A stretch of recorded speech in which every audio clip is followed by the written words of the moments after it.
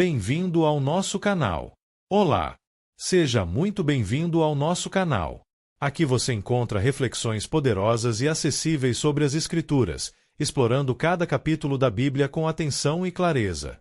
É uma alegria ter você conosco nessa jornada de aprendizado e crescimento espiritual. Se este conteúdo te edificam, inscreva-se agora no canal e ative o sininho para não perder nossos próximos vídeos.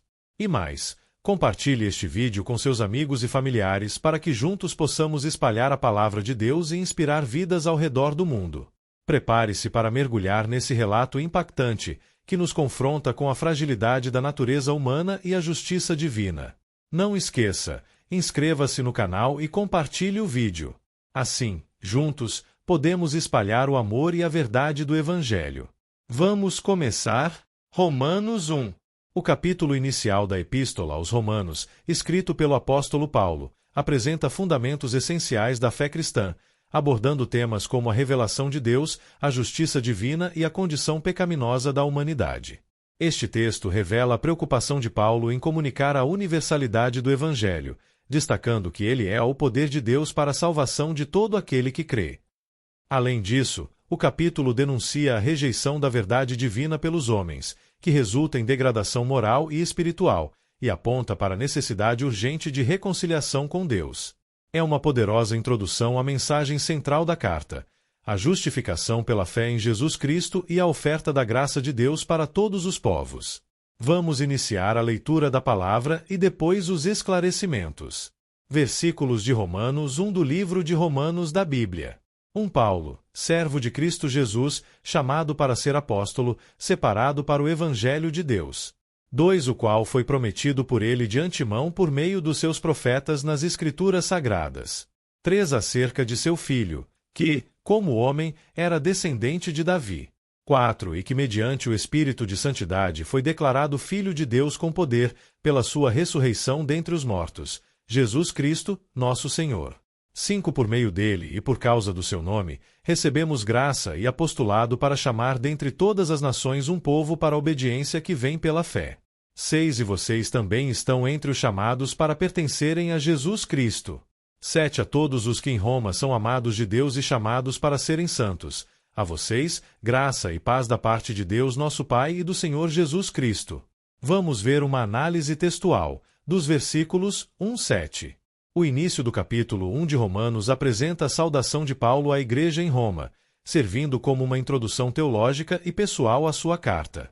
O apóstolo começa identificando-se como servo de Cristo Jesus, destacando sua missão específica como apóstolo e seu chamado para proclamar o Evangelho de Deus. Esse Evangelho, segundo Paulo, não é algo novo, mas foi prometido anteriormente pelos profetas nas Escrituras e está centrado na pessoa de Jesus Cristo. Principais pontos do texto. Primeiro, identidade e missão de Paulo. Ele se apresenta como um servo ou escravo de Cristo, indicando total submissão à vontade de Deus. Seu apostolado é uma vocação divina, com o objetivo de anunciar o Evangelho. Segundo, Jesus Cristo como cumprimento da promessa. Paulo ressalta que Jesus é o Filho de Deus, cumprindo as profecias do Antigo Testamento. Ele é descendente de Davi em sua humanidade, mas sua divindade é confirmada pelo poder de sua ressurreição, realizada pelo Espírito de Santidade. Terceiro, universalidade do Evangelho. O apóstolo enfatiza que a graça e o chamado de Deus são para todas as nações, incluindo os cristãos de Roma. Esses crentes são descritos como amados de Deus e chamados para serem santos, destacando sua nova identidade em Cristo. Quarto, bênção de graça é paz. Paulo termina sua saudação com uma bênção desejando graça, o favor imerecido de Deus, e paz, a reconciliação com Deus, vindas tanto de Deus Pai quanto do Senhor Jesus Cristo. Significado. Este trecho estabelece as bases do Evangelho que será desenvolvido ao longo da carta. Ele aponta para Jesus Cristo como o centro da mensagem de salvação, destacando sua divindade, sua humanidade e seu papel redentor. Também ressalta a abrangência do chamado de Deus, que não é restrito a um povo específico, mas destinado a todas as nações. O texto reflete a profundidade do amor de Deus e a importância de viver em obediência pela fé. Voltamos a ler. Paulo deseja visitar Roma. 8 Antes de tudo, sou grato a meu Deus, mediante Jesus Cristo, por todos vocês, porque em todo o mundo está sendo anunciada a fé que vocês têm. 9 Deus, a quem sirvo de todo o coração pregando o evangelho de seu Filho, é minha testemunha de como sempre me lembro de vocês. 10 Em minhas orações, e peço que agora, finalmente, pela vontade de Deus, me seja aberto o caminho para que eu possa visitá-los. 11 Anseio vê-los, a fim de compartilhar com vocês algum dom espiritual para fortalecê-los. 12 Isto é, para que eu e vocês sejamos mutuamente encorajados pela fé. 13 Quero que vocês saibam, irmãos, que muitas vezes planejei visitá-los, mas fui impedido até agora. Meu propósito é colher algum fruto entre vocês, assim como tenho colhido entre os demais gentios. 14 Sou devedor tanto a gregos como a bárbaros, tanto a sábios como a ignorantes. 15 Por isso estou disposto a pregar o evangelho também a vocês que estão em Roma. 16 Não me envergonho do evangelho, porque é o poder de Deus para a salvação de todo aquele que crê, primeiro do judeu, depois do grego. 17 Porque no evangelho é revelada a justiça de Deus, uma justiça que do princípio ao fim é pela fé, como está escrito, o justo viverá pela fé. Vamos ver uma análise textual. No trecho de Romanos 1:8-17, o apóstolo Paulo expressa sua gratidão, seu desejo de visitar os cristãos em Roma e apresenta a centralidade do Evangelho como mensagem de salvação.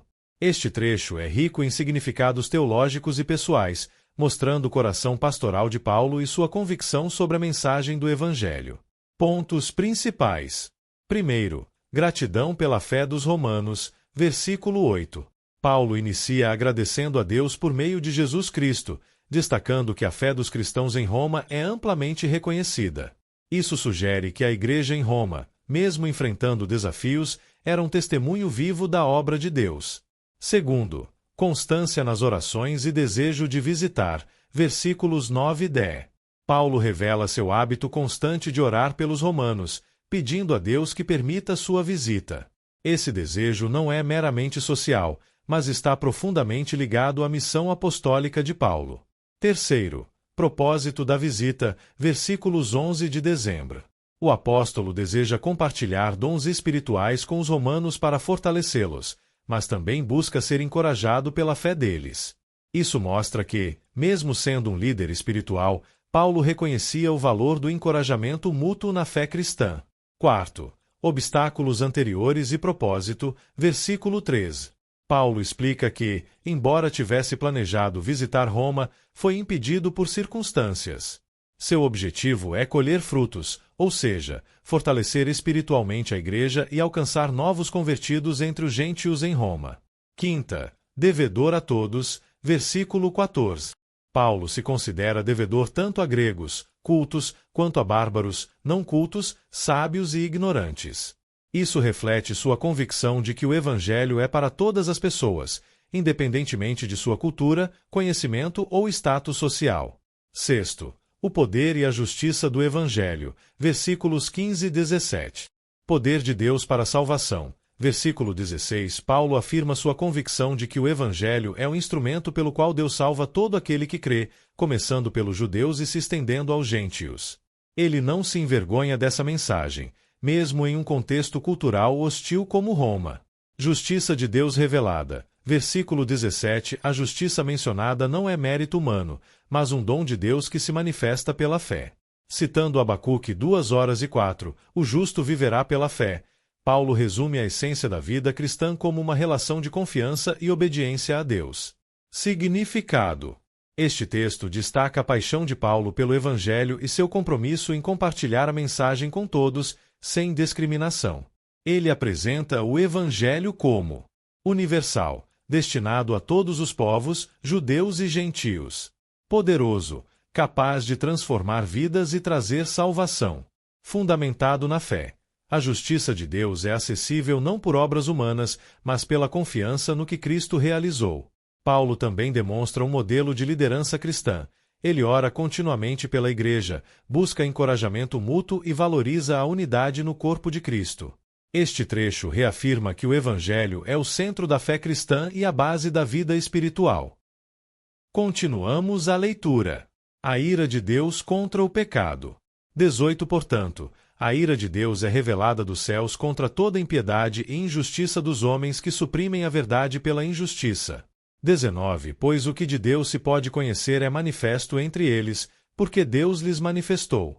20 Pois desde a criação do mundo os atributos invisíveis de Deus, seu eterno poder e sua natureza divina, têm sido vistos claramente, sendo compreendidos por meio das coisas criadas, de forma que tais homens são indesculpáveis. 21 Porque, tendo conhecido a Deus, não o glorificaram como Deus, nem lhe renderam graças, mas os seus pensamentos tornaram-se fúteis e o coração insensato deles obscureceu-se. 22 Dizendo-se sábios, tornaram-se loucos. 23 E trocaram a glória do Deus imortal por imagens feitas segundo a semelhança do homem mortal, bem como de pássaros, quadrúpedes e répteis. 24 Por isso Deus os entregou à impureza sexual, segundo os desejos pecaminosos do seu coração, para a degradação do seu corpo entre si. 25 Trocaram a verdade de Deus pela mentira, e adoraram e serviram a coisas e seres criados, em lugar do Criador, que é bendito para sempre. Amém. 26 Por causa disso Deus os entregou a paixões vergonhosas. Até suas mulheres trocaram suas relações sexuais naturais por outras, contrárias à natureza.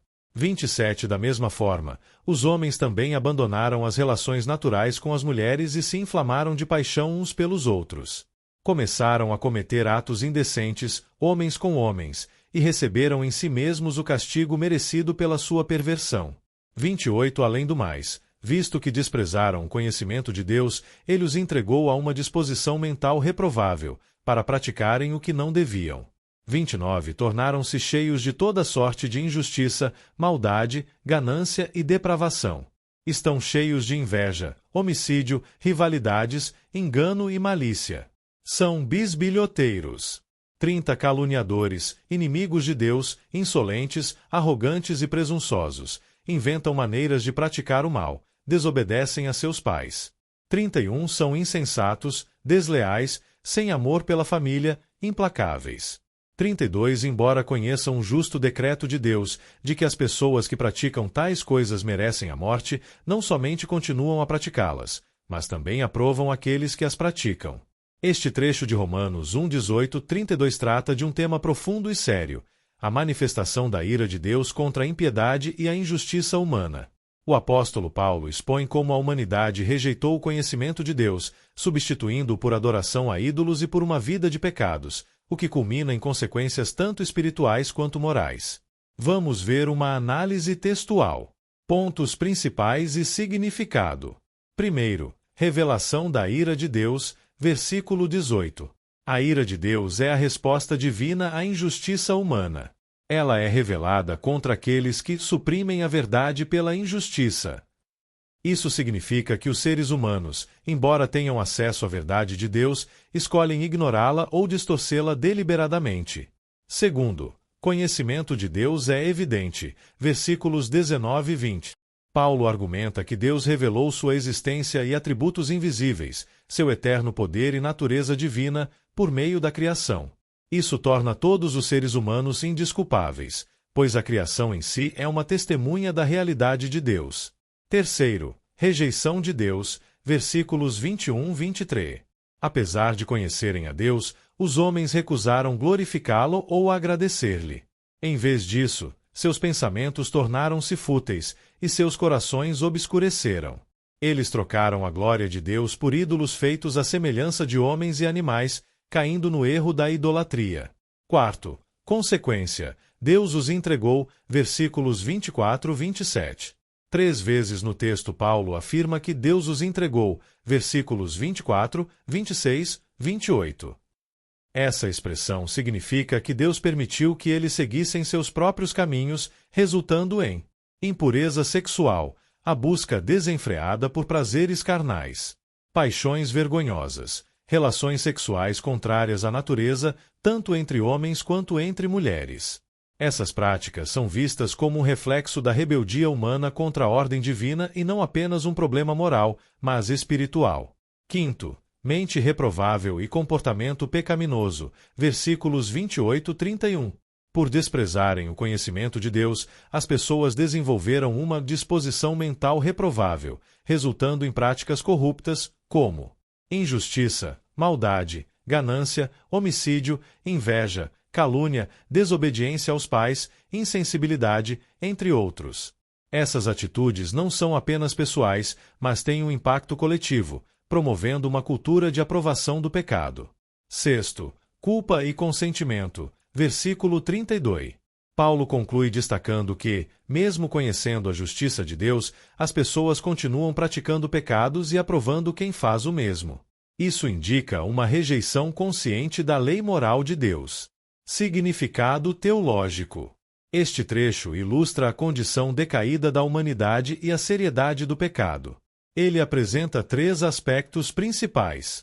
A responsabilidade humana. Todos têm conhecimento de Deus, seja pela criação ou pela consciência, mas muitos escolhem ignorá-lo.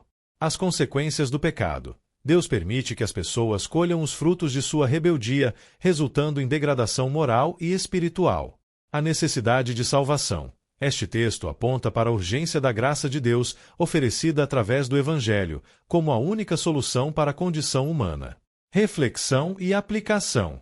Paulo não escreve este trecho apenas para condenar, mas para expor a necessidade do Evangelho, como apresentado nos versículos anteriores, especialmente em Romanos 1:16-17. Ele alerta sobre o perigo de rejeitar a Deus e suas verdades, mostrando que a idolatria e o pecado não apenas afastam as pessoas de Deus, mas também destroem vidas e relações.